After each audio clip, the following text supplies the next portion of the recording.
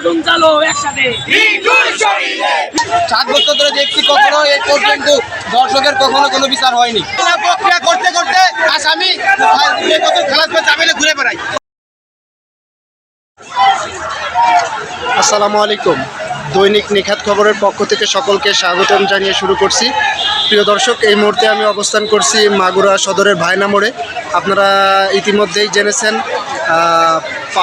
8 বছরের শিশু শিক্ষার্থী আসিয়া দুপুর 1টায় দুনিয়ার সফর শেষ করে পরকালে পাড়ি জমিয়েছেন।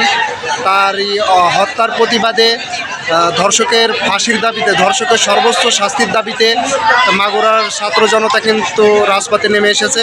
আমি একজন মুসলিম হিসাবে এটা আমাদের সবার দায়িত্ব এই আন্দোলনে অংশগ্রহণ করা।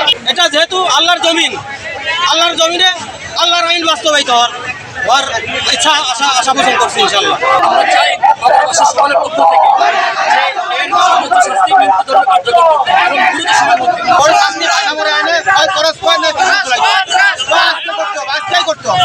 প্রক্রিয়া করতে করতে আসামি খালাস জামিনে ঘুরে বেড়াই। ওইটা হবে না। আমরা মনে করি দর্শকের মাধ্যমে প্রকাশ্যে হয় পুরস্কার করতে হবে, আর না হলে প্রকাশ্যে আপনার ফাঁসি দিতে হবে, আর না হলে জনগণের হাতে তুলে দিতে হবে।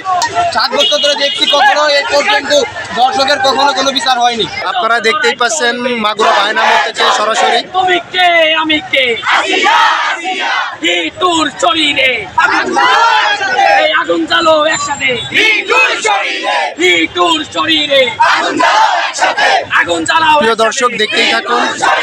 তুমি কে আমি কে, তুমি কে আমি কে, আমার বোন কবরে। এই ছিল আমার কাছে মাগুরা থেকে সর্বশেষ খবর। সাইফুর রহমান, নিখাত খবর, মাগুরা।